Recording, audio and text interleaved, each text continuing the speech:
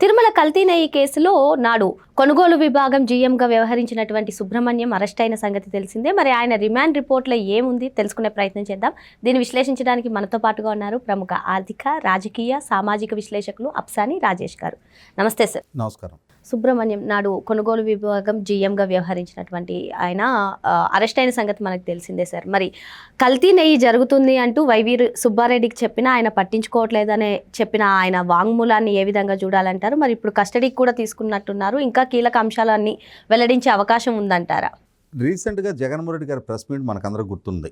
ఆయన అన్ని గంటల ప్రెస్ మీట్లో ఆయన ప్రయాసపడి మీడియా ద్వారా ప్రజలకి విడమర్చి చెప్పాలనుకుంది ఏంటి అంటే, మా చిన్నాయన అమాయకుడు, మా చిన్నాయన ఓ సూపర్ స్వామి, మా చిన్నాయన హయాంలో స్వామివారి ప్రతిష్ట అద్భుతంగా పెంచబడింది, కాపాడబడింది. అసలు మా చిన్నాయన లాంటి నాలాంటి భక్తులు, నాయకులు ఈ రాష్ట్రంలో ఉండటం, ఈ రాష్ట్రం చేసుకున్న అదృష్టం. ఈ రాష్ట్రంలోని 5 కోట్ల మంది ప్రజలు వాళ్ళందరూ కోరుకుంటే వాళ్ళ వరాలతోటి మేము పుట్టాం. వీళ్ళందరినీ కాపాడటానికి, అద్భుతమైన పరిపాలన అందించి వాళ్ళ జీవితాలు బాగు చేయడానికి మేము పుట్టాం.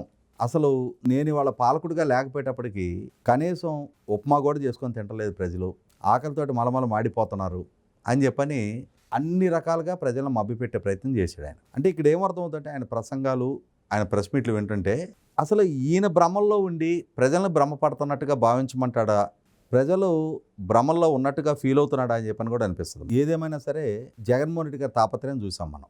జగన్మోహన్ రెడ్డి గారి ప్రెస్ మీటు 4-5 రోజుల క్రితం జరిగింది.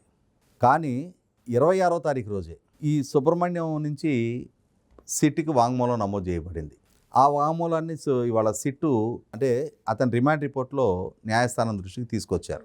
ఆ రిమాండ్ రిపోర్ట్లో ఏం తేడతెల్లమవుతూ ఉంది, నెయ్యి లాంటి పదార్థం సరఫరా చేయబడింది అని చెప్పని సుబ్రహ్మణ్యానికి ఎప్పుడో అనుమానం వచ్చింది.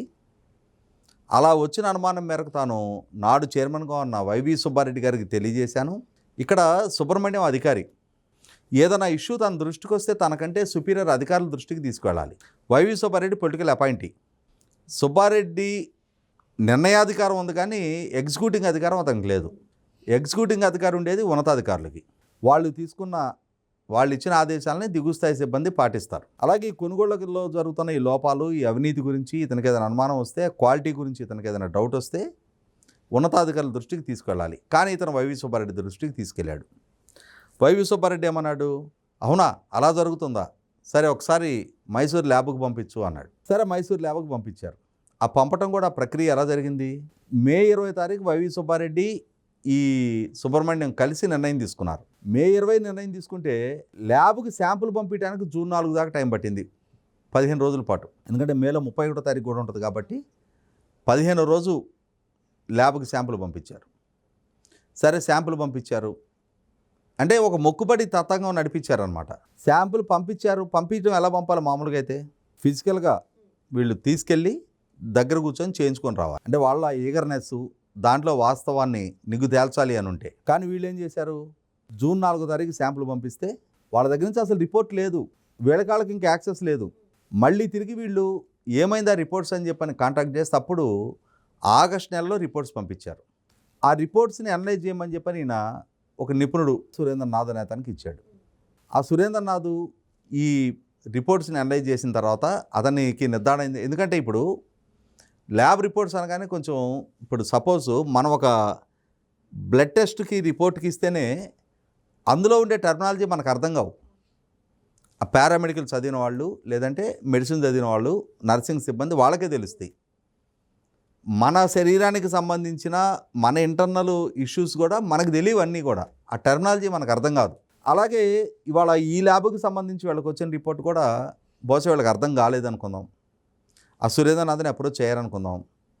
సురేంద్రనాథ్ ఆ రిపోర్ట్ చూసిన తర్వాత అతను క్లియర్గా చెప్పాడు, ఇది కంటామినేటెడ్, ఇది అసలు నెయ్యే కాదు, నెయ్యి లాంటి పదార్థం, కృత్రిమంగా తయారు చేయబడ్డ పదార్థం. అతను వీళ్ళు ఏం చేయాలి, మామూలుగా అప్పుడు వీళ్ళ దృష్టికి వచ్చింది, ఇమ్మీడియట్గా స్పందించి యుద్ధ ప్రాతిపదిక మీద ఆ సప్లయర్స్ మొత్తాన్ని పిలిపించి వార్నింగ్లు ఇచ్చి వాళ్ళ సప్లైలు ఆపేసి ప్రత్యామ్నాయ ఏర్పాట్లు ఏమన్నాయనే చూడాలి. లేదంటే ఒక 4 రోజుల పాటు ప్రత్యామ్నాయ ఏర్పాట్లు చేసుకున్న తర్వాత అప్పుడైనా వీళ్ళని క్యాన్సిల్ చేయాలి, వీళ్ళ మీద కేసులు నమోదు చేయాలి. అలా చేసుంటే వీళ్ళ చిత్తశుద్ధి, వీళ్ళ అంకితభావం మనకు కూడా అనుమానాస్పదం కనిపించేది కాదు. అవేం చేయలే. ఇతని దృష్టికి వచ్చిన సమాచారాన్ని వైవి సుబ్బారెడ్డితో షేర్ చేసుకున్నాడు. వైవి సుబ్బారెడ్డి చైర్మన్ కదా అతని దృష్టికి వచ్చింది కదా సమాచారం, ఇతని దృష్టికి కూడా వచ్చింది కదా. ఇతని దృష్టికి సమాచారం వచ్చినప్పుడు ఆ డైరీలని బ్లాక్ లిస్టులో పెట్టేసి ప్రత్యామ్నాయ ఏర్పాట్లు చేయకుండా ఇదే సరుకును కొనసాగిస్తూ ఈ సమాచారం ఇచ్చిన సురేంద్రనాథ్కి ఏం చెప్పారు, ఇక్కడున్న మెటీరియల్ మేము వాడేసాం, ఇది భక్తుల మనోభావాలతో ముడిపడ్డది, ఇప్పుడు ఇన్ని లక్షల లడ్డూలు అవి కంటామినేటెడ్ నెయ్యి లాంటి పదార్థంతో తయారు చేశారంట అన్న సమాచారం కనుక వెలుగులోకి వస్తే భక్తుల మనోభావాలు దెబ్బతింటే అన్నారు తప్పితే మా ఈపులు బొగులుతాయి అని చెప్పలా. అసలు బాధ్యులు వీళ్ళు. అక్కడ వీళ్ళ ఆధ్వర్యంలో కల్తీ జరిగింది. కల్తీని ప్రోత్సహించారు వీళ్ళు. కల్తీ కొనుగోలుదారుని వీళ్ళు పెంచి పోషించారు. ఖచ్చితంగా చట్టపరంగానూ కాన్సిక్వెన్సెస్ ఎదుర్కోవాలి. అవసరమైతే భక్తులు కూడా 4 బీకుతారు. అటువంటి పరిస్థితుల్లో వీళ్ళు ఆ సురేంద్రనాథ్ని నిజాలు బయటపెట్టొద్దని చెప్పారంట. ఇది కంటామినేట్ అయింది అనేది బయటపెట్టమాకండి మీరు అని చెప్పారంట. మేమే వాళ్ళ నుంచి సప్లై తీసేసుకుంటామని చెప్పారంట. కానీ 2024లో ప్రభుత్వం మారే వరకు, ప్రభుత్వం మారిన తర్వాత కూడా అవే సంస్థలు సప్లైలు కొనసాగిస్తూ వచ్చినాయి. వాళ్ళు ఎన్డీఏ కూటమి దృష్టికి వచ్చిన తర్వాత చంద్రబాబు నాయుడు గారు షార్ప్గా రెస్పాండ్ అయ్యి ఇమ్మీడియట్గా కర్ణాటక నంది బ్రాండ్ని వాళ్ళతో చర్చలు జరిపి వాళ్ళని సరుకు పునరుద్ధరణ జరిగే వరకు, బెస్ట్ క్వాలిటీ నెయ్యి అందుబాటులోకి తీసుకొచ్చే వరకు ఆ నెయ్యి లాంటి పదార్థమే 2023లో వైవి సుబ్బారెడ్డి దృష్టికి వస్తే 24లో అతను చైర్మన్గా దిగిపోయేదాకా ఆ నెయ్యి లాంటి పదార్థం సప్లై చేయబడింది. ఎంత బాధ్యత రాయిచ్చాం. ఇవాళ శ్రీవారిని పేదవాడి గడప చెంతకు తీసుకెళ్ళాలి అని చెప్పని ఇవాళ దళిత వాడల్లో కూడా ఆలయాల నిర్మాణం చేయాలి అంటున్నారు. సామాన్యుడిని శ్రీవారి చెంతకు చేయాలని చెప్పని ప్రయత్నం చేస్తూ ఉన్నారు. కానీ అదే శ్రీవారి దగ్గరికి భక్తిభావంతో దర్శనం కోసం వచ్చి ఆ దర్శనానంతరం ప్రసాద రూపంలో తీసుకునే ఈ వస్తువు లడ్డు అనే పదార్థం కల్తీ నెయ్యి లాంటి పదార్థంతో తయారు చేయబడింది. కోట్లాది మంది 5 సంవత్సరాల పాటు 68 లక్షల కిలోలు అంటే 6,800 టన్నులు 340 ట్యాంకర్లు ఆ నెయ్యి లాంటి పదార్థంతో తయారు చేయబడ్డ లడ్డూల్ని ప్రసాద రూపంలో సేకరించారు అన్న మాట విని రాష్ట్రం మొత్తం ఆవేదనకు గురైంది. ఇవాళ జగన్మోహన్ రెడ్డి గారు మాత్రం మా వాళ్ళకి ఏ పాపం తెలీదు, మన శ్రీవారి ప్రతిష్ట మనమే మంట కలుపుకుంటామా, మన వెంకటేశ్వర స్వామి ప్రతిష్ట మనమే మంట కలుపుకుంటామా అంటే తప్పు చేసిన వాళ్ళని ఎక్స్క్యూజ్ చేసి వాళ్ళ గురించి సమాచారం వెలుగులోకి రానివ్వకుండా ప్రభుత్వం కవరప్ చేయాలని అతను కోరుకుంటా ఉన్నాడు.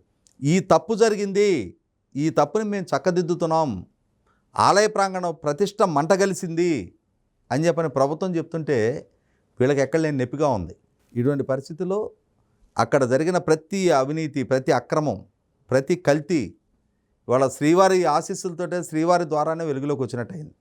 100కి 100 ఈ విధమైన సుబ్బారెడ్డి ప్రమేయాన్ని, ధర్మారెడ్డి ప్రమేయాన్ని, అలాగే తర్వాత చైర్మన్గా వచ్చిన కరుణాకర్ రెడ్డి ప్రమేయాన్ని నిర్ధారణ చేస్తూ అక్కడ జరిగిన అవకతవకల గురించి, అరాచకాల గురించి, బరితెగింపు గురించి సాక్షాత్తు సుబ్రహ్మణ్యం కోర్టుకి ఇచ్చిన న్యాయస్థానానికి సబ్మిట్ చేయబడ్డ వాంగ్మూలం రిమాండ్ రిపోర్ట్లో అతని నుంచి సేకరించిన సమాచారమే చాలా క్రూషియల్. మరి ఇవాళ జగన్మోహన్ రెడ్డి ఏ విధంగా సమర్థించుకుంటాడు, వైవి సుబ్బారెడ్డి ఇప్పుడు ఇంకే విధంగా స్పందిస్తాడో చూడాలి.